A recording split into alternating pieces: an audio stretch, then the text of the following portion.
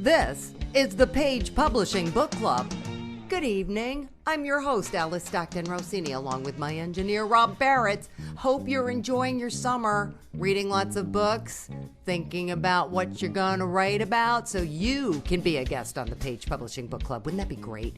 Most of our authors writing and publishing for the first time. All of them with great stories and advice for you, and they come from all walks of life and all over the world. We begin tonight with an author calling in from across the pond. Jaap van der Zwaan wrote a true story. It's about his family of herring fishermen in the Netherlands and their struggle to survive through the Nazi invasion and the Great Depression.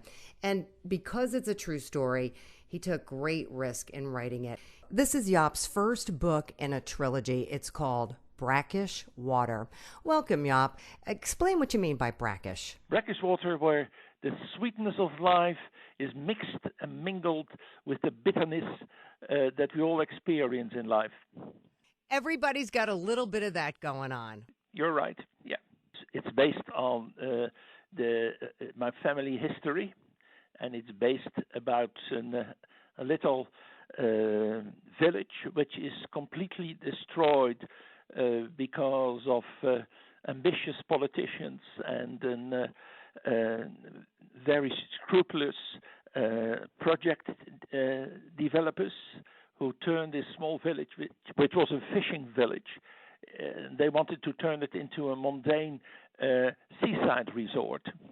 Everything that I've written really happened. It took me 10 years to do research and to find all the facts. It was quite hard work. But the result is I haven't had any complaints or people who phoned me and said, this is not correct, you made a mistake there. Nothing at all. But you have to be careful, of course, because we're talking about people. I've been writing about people who really lived or are still alive. Yeah. And so you have to be very careful. Right. How did this affect your family? My niece, I wrote down in the book that one of my uncles turned to become a member of the Dutch Nazi Party during the war. He married a German countess, and he fell in love with her, and they had a baby, and that was my niece. And during the war, he became a Dutch Nazi, and after the war, he was arrested, and he died in a prisoner of war camp where all the Dutch Nazis after the war were encamped. But she phoned me, and before my book was published, she phoned me and she said, Jaap, have you been to the National Archives? And I said, yes. And she said, did you look into the dossier of my father? I said, yes, I did. And did you find anything bad? Anything that he did was wrong? I said, no. She said, I have a great problem. I said, what's your problem, John? And she said, I've been married now for 40 years, but I never told my husband that my father was a Dutch Nazi. And now because of your book, I have to tell him now what happened during the war. And that was, That's the hard. book was published, and I couldn't change it anyway, and I was not going to do it. Right. But that was the only negative remark I got on my book. How did you find Page Publishing? It wasn't me. It was my brother-in-law. He lives in California. Okay. And he phoned me. He said, Jaap, this book should be translated into English, and you should publish it in America. I said, yes, but I don't have any contacts. He said, I know a very good firm, and they are going to publish your book. And that was Page Publishing, yes. Great. And they are professionals. They are very, very good. Yeah. Great. Okay. And you're getting good response, and people are finding out about your book? Oh, yes. Yeah. Well, thanks so much for calling in from London to share your story. So difficult when you uncover unpleasant facts about your family. But Jaap felt compelled to do it and was willing to face the consequences, and that takes a lot of courage. Next up, Craig Jackson wants to feed hungry kids in America, and it's why he wrote Words of Wisdom. But the only reason he had time to write was because he had to have spinal surgery after a debilitating car accident. How you doing, Craig? What can I say? I'm happy that I got through it, And I really started writing the book to keep my mind right. And it's a combination of poetry, prose, and just themes of my own that came from experiences in life and the experiences of hearing what other people had to say during my life. So these were things that were kind of floating around in your head, but you never had time to write them down until you actually, were forced to sit down. Yeah, well, after you get a certain age, you just have so many experiences, and they just happen, and you have time to reflect upon them, especially when you're sick. You okay now? Well, I'm old now, so when you say am I okay, God's been good enough to let me stay here, and I'm functioning. So I have to say, yeah, I'm okay, thank God. Do you write about your illness at all? Oh, no, not at this time. No, as long as I take my medication, things are fine now since I had surgery and all. But they had to teach me how to walk again and everything, and I had to deal with the generation of eye movement and everything so that I could actually get my balance in shape. Other than that, I had to literally hold on to walls just to get to the bathroom. I was bedridden for several months and had to learn to walk again. Did that inspire you? Yeah, well, it inspired me just to keep my mind right because it's just too many days to dwell on your sickness. So I had to dwell on something else. So I put my mind into writing and put my mind say you can only look at so much television and read so many magazines, So that's when I started writing and putting it down. That's how it came about. If I can sell this book and I can get the people to understand that, the book itself will sell itself. Once they read it, I think they will find that I have something to say. But every penny, if I can get half of it, and somebody can agree with me that we can feed hungry kids in America, if we stop the hunger, we'll stop a lot of the anger. If we stop the anger, then we'll get positive results where kids will use their imagination because they got the best brains, and everything else will become positive after that. That's where the children will lead us, as the Bible says. Man, words of wisdom right there, Craig, and a noble cause for sure. Joyce Fisher wrote what she calls an urban fictional novel about a girl looking for love in all the wrong places, something I guess we can all relate to. It's called All She Wants. But before Joyce tells us how her book came about, I want you to take notes, all right, on how this woman decided to market her book. That comes a little bit later on in the interview. Okay, Joyce, take us from the beginning. Originally, it was going to start out, I thought I was sitting there one day in 2010, and I said, Lord, I've just been through so much, and I have so much to tell. I should probably just write a book. I started jotting down events. And as I wanted to elaborate it or begin to elaborate on it in detail, that's when I realized, do I really want to put me out there like that? So I said, yeah, nah. I started throwing so much exaggerated details in, along with, some life events, just to protect the innocent, keep it from being just about me. And the more I began to write about this character, Carrie, the more it was no longer about me, but about Carrie. What can happen to Carrie next? And so that's how All She Wants came to be. So Carrie's almost like a real person to you now. She is to me. Yes, I'm on book 3, and she is a real person to me now. It's all about Carrie and what happens to Carrie. And granted, while Carrie's going through different things in life, because it may be something that I have experienced, that it allows me to be able to elaborate a little bit more on it. And then also, a lot of people don't know, but some of, like I said, my characteristics were in the book originally, or that was the intent before I started adding so much detail, that some of myself or me, events of my life, could be in anybody, because I didn't want anybody to just say, hey, I know that this part is her, and I know that this part is her.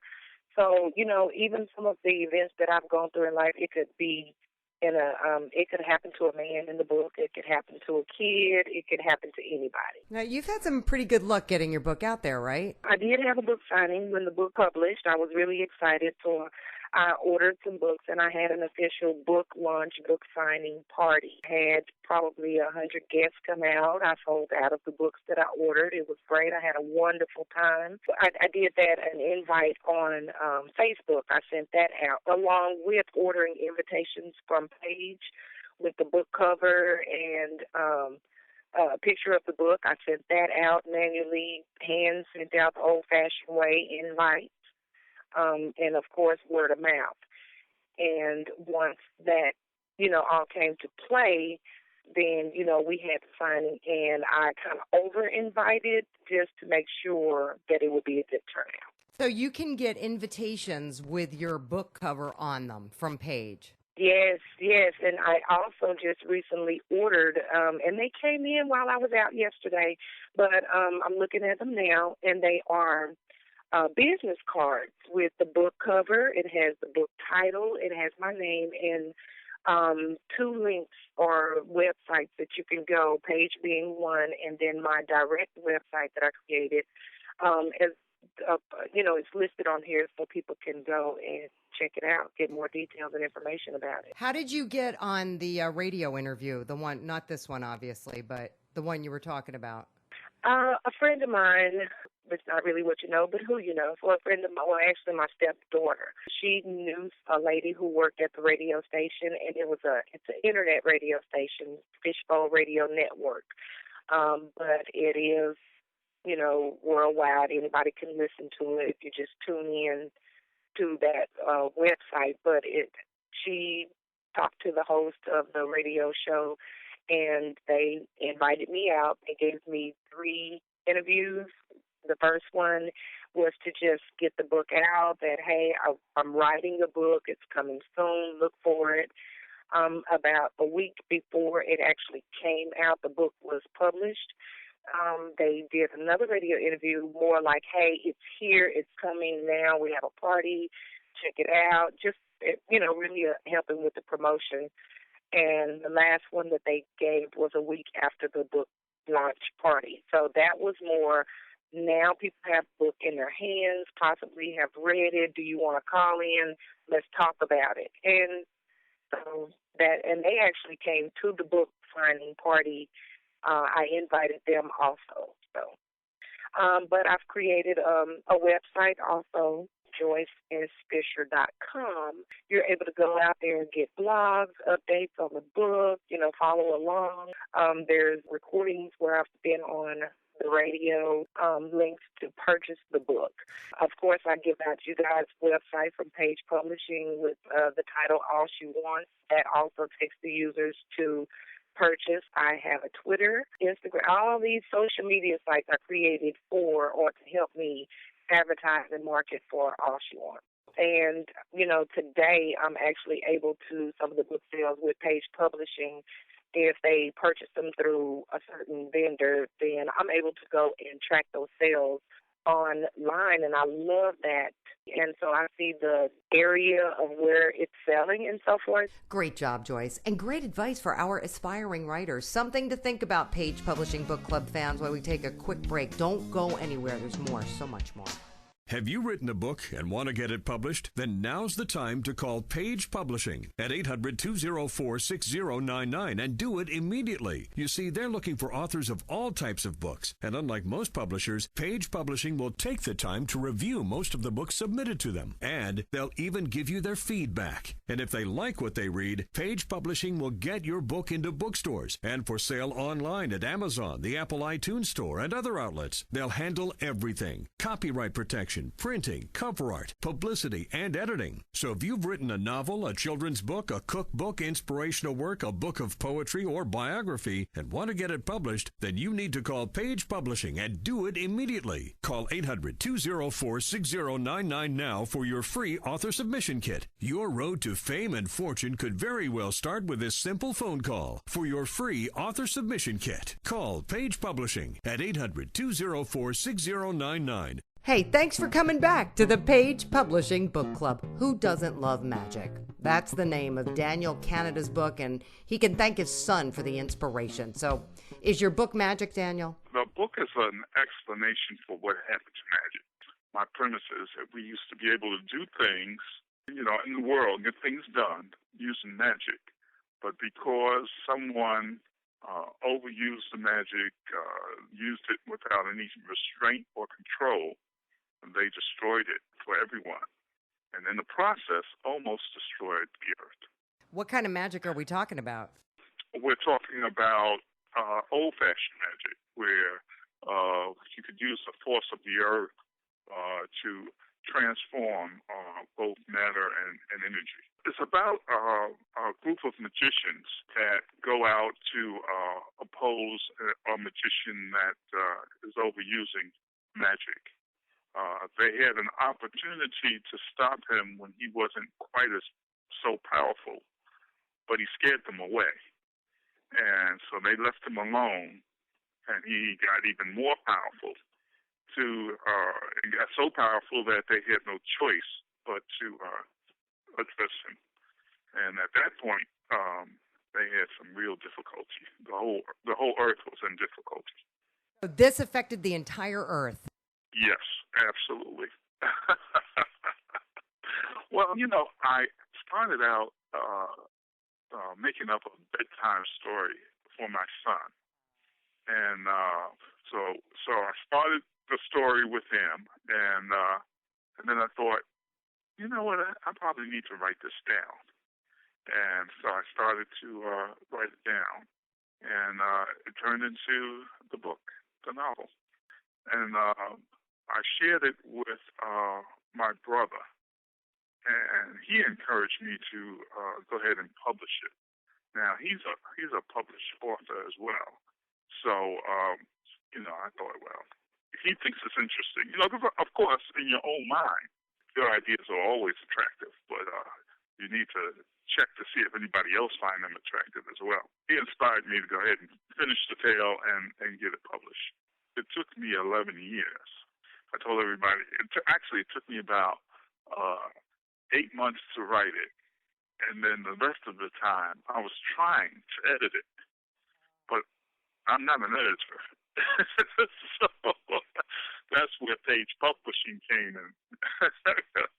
When I turned it over to them, that's when it got published. It would have never gotten published if I had to edit it. Is this a book for kids? Yeah, I'm thinking young adults, 15 up. So great for summer reading. Yes, absolutely. How do you get it in front of these kids? Had like a book signing in Columbia, and hopefully other people will hear about the book, and I'm willing to let it grow slowly. I'm not in a hurry. I'm going to give people plenty of time to discover the book. I just enjoyed writing the tale, and I just want others to enjoy reading it. And if they do, then they'll tell other people about it. Doing it for the love. Nothing wrong with that. Thanks a lot, Daniel. We last heard from Verona Johnson in December when we talked with her about her story, Book One, a story about rejection, loss, survival.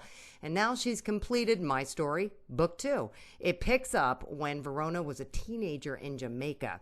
Now, by 13, she was babysitting 7 kids, and a man she thought was her stepfather wanted to kill her. Verona, what happened? He said he was going to kill me, and my brother put me on the bus to send me up there to hide me. But she didn't like me because she knew that I wasn't her son's child. So she called him, she wrote him a letter to come and get me. So he came back and get me again. But he didn't kill me this time, but he still was beating me again. He's always beaten me all my life. Yeah, I didn't know at the time he wasn't my father. My mother apparently had me while she's married to him. And I just found that out when he was dying, so 10 years ago. And when I went there, he had a brother lived next door there, so I stayed with them because his mother didn't want me there. But they took me to stay there. I was helping to babysit and work for them, have them clean the house and everything. So then John is staying there, but he came in a few weeks to pick me up. I cried all the way going home because I didn't know if he would kill me going home. But he didn't. My brother met me at the bus stop when I got there to make sure he didn't kill me. How did you get out of that situation? Eventually, my mother got an opportunity to get to England, to get to America, so she sent the other little kids to stay in the country.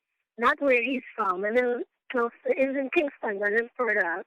But she took the 3 kids to go there, and I was the only one that stayed. My other 2 brothers stayed by themselves, and I stayed in that same house. I have a job, so the lady let me keep the apartment. So that I stayed there, and then she left, and I was on my own.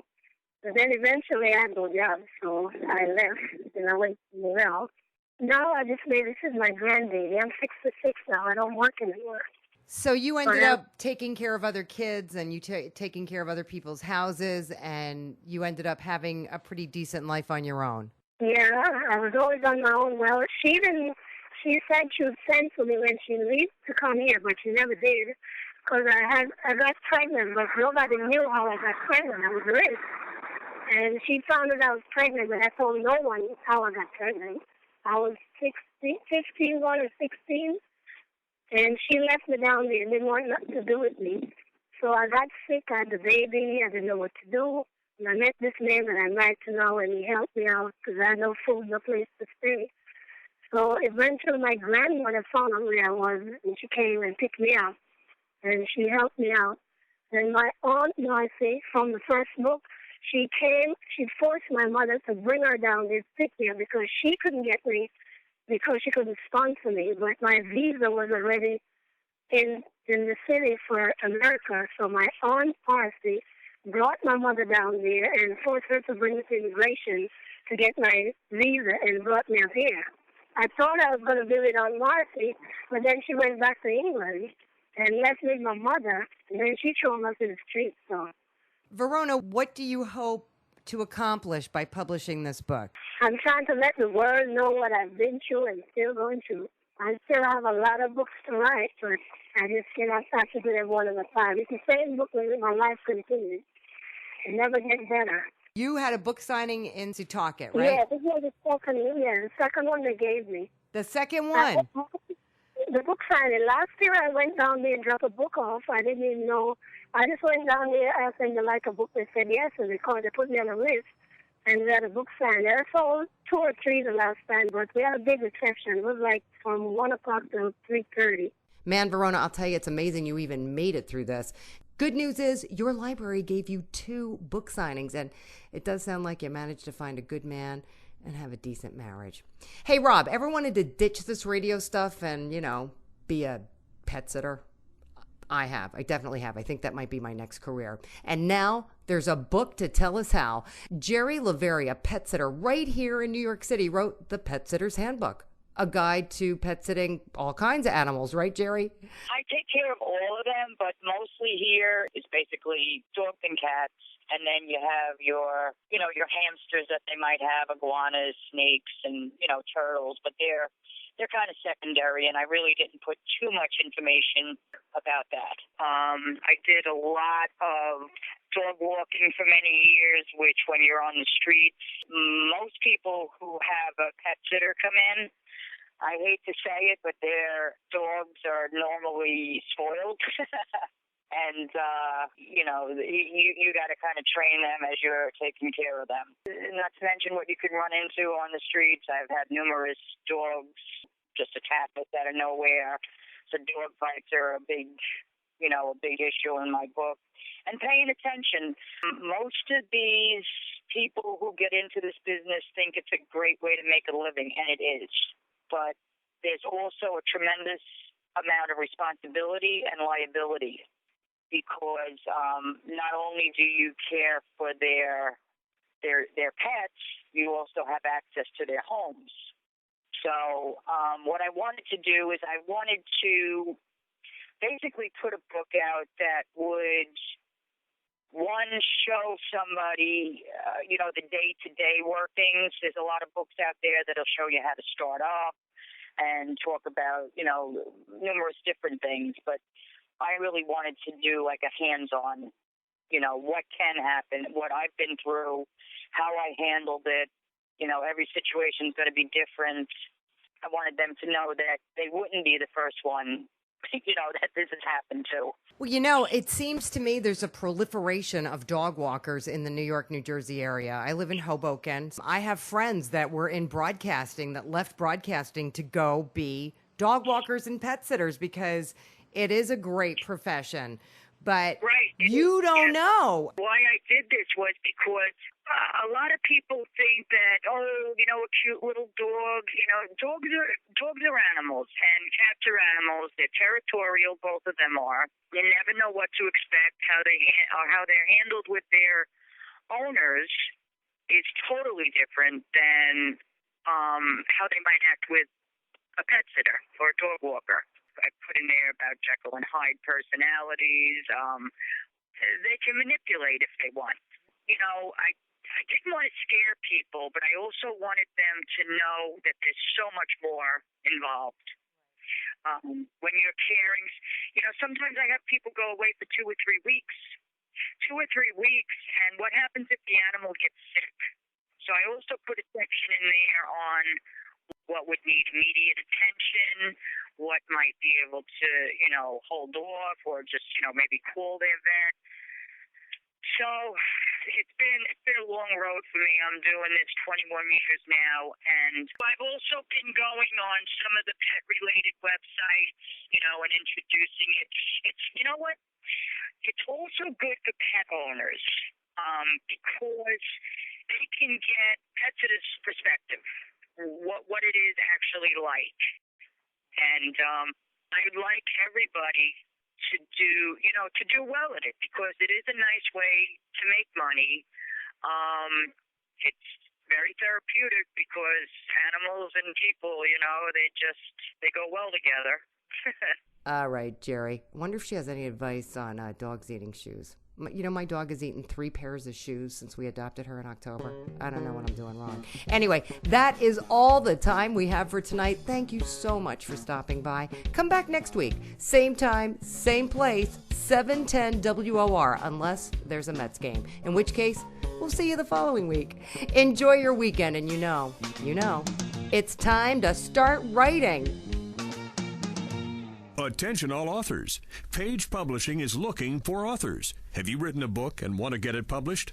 Page Publishing will get your book into bookstores and for sale online at Amazon, Apple iTunes, and other outlets. They handle all aspects of the publishing process for you. Printing, cover art, publicity, copyright, and editing. Call 800-204-6099 now for your free author submission kit. That's 800-204-6099 for your free